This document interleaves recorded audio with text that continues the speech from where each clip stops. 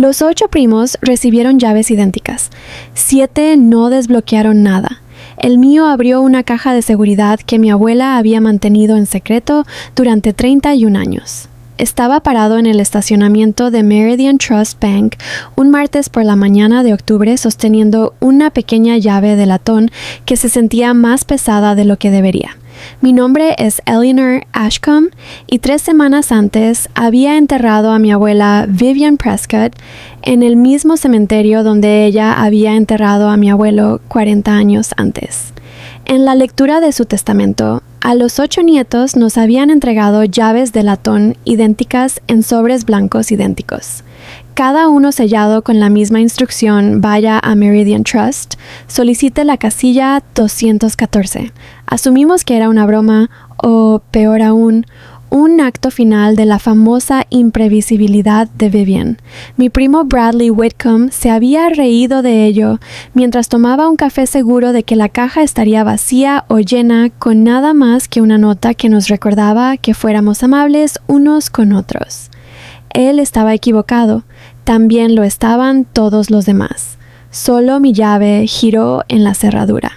Para entender por qué eso importaba, tienes que entender quién era realmente mi abuela y en quién la dejó convertirse la familia en el recuento. Vivian Prescott convirtió Prescott & Wren, una empresa de importación de textiles de un solo telar alquilado en 1962, en un negocio que, cuando se jubiló, suministraba telas a grandes almacenes en 4 estados. Ella fue quien firmó los papeles del préstamo cuando los bancos no le prestaban a una mujer sola.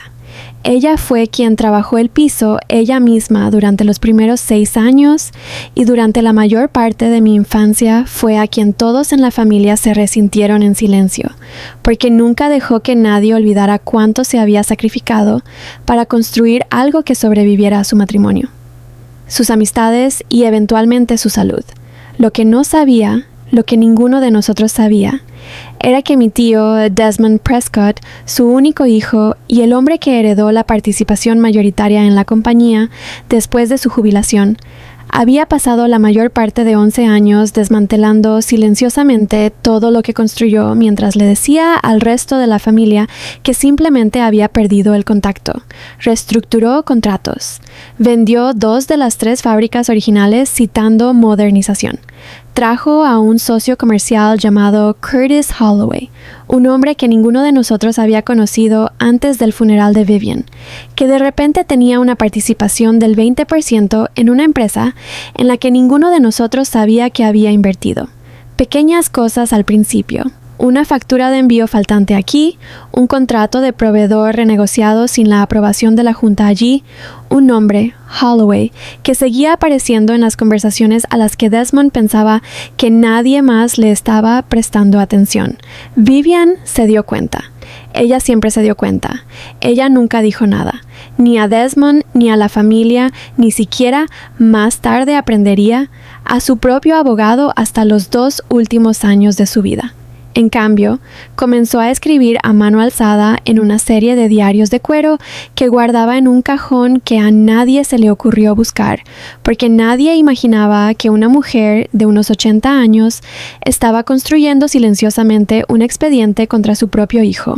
La caja de Meridian Trust contenía 11 de esos diarios junto con extractos bancarios fotocopiados, 3 declaraciones juradas firmadas de ex empleados y una carta dirigida a mí fechada específicamente 4 años antes de su muerte.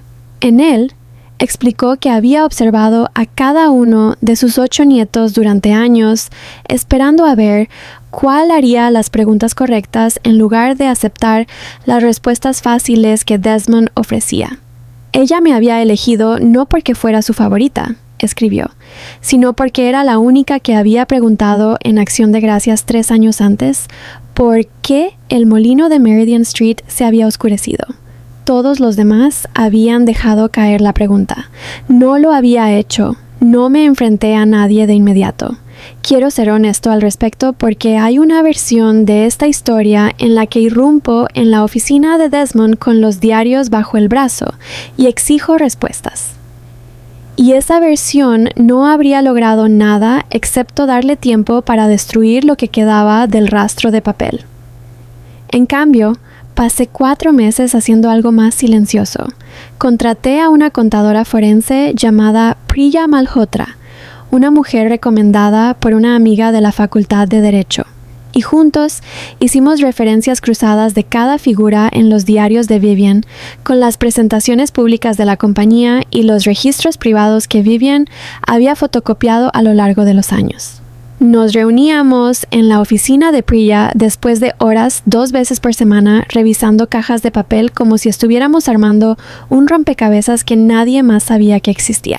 Para enero, habíamos documentado assets 23 millones en activos que se habían transferido silenciosamente de Prescott y Wren a 2 compañías ficticias conectadas con Curtis Holloway repartidas en aproximadamente 7 años. Teníamos registros de transferencias bancarias.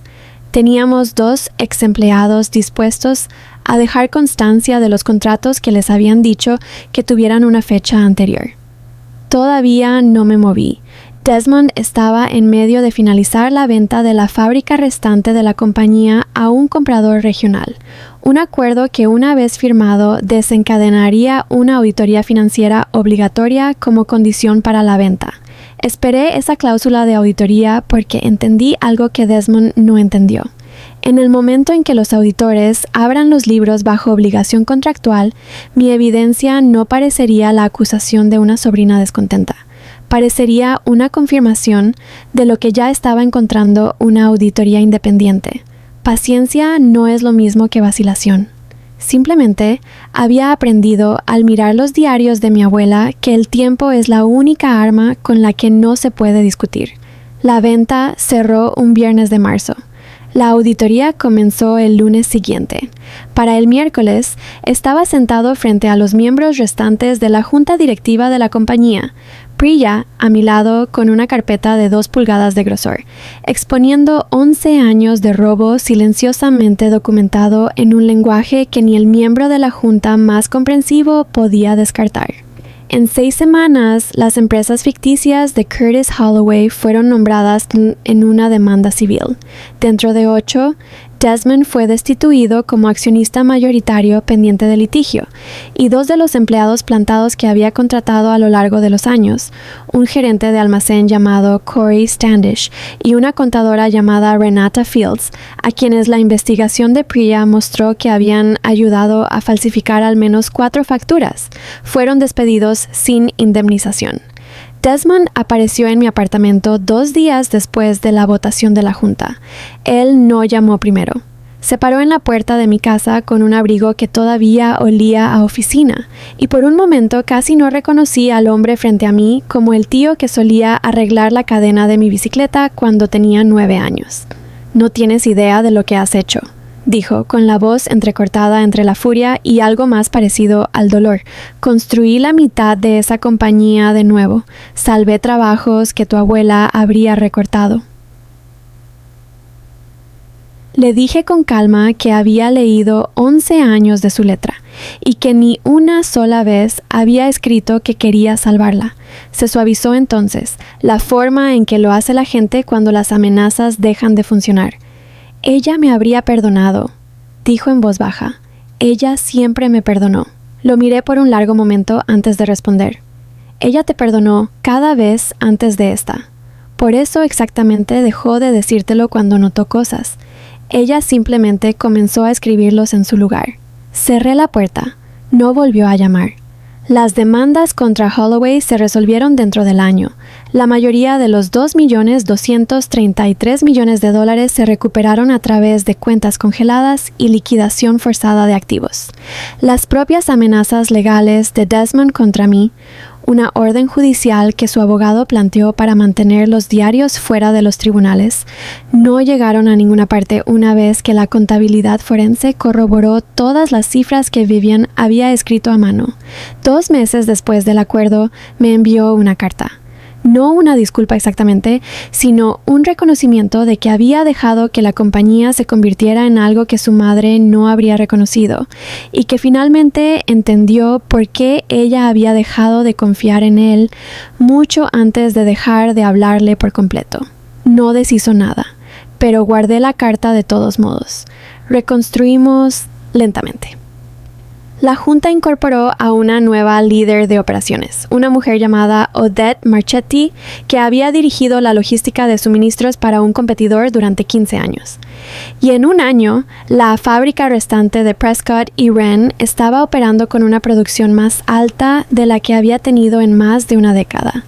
Mi padre, Walter Ashcombe, el yerno de Vivian, y el único pariente que me había apoyado silenciosamente durante toda la prueba, sin haber pedido ver los diarios él mismo, me dijo una noche en la cena que no había visto a la compañía funcionar de manera tan limpia desde antes de que yo naciera.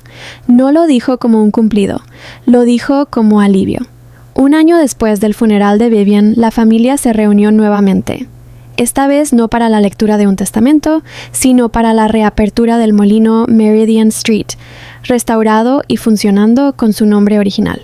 Me paré en el mismo estacionamiento donde había girado esa llave de latón por primera vez, vistiendo, sin planearlo, un abrigo del mismo tono azul marino que el que había usado esa mañana de octubre.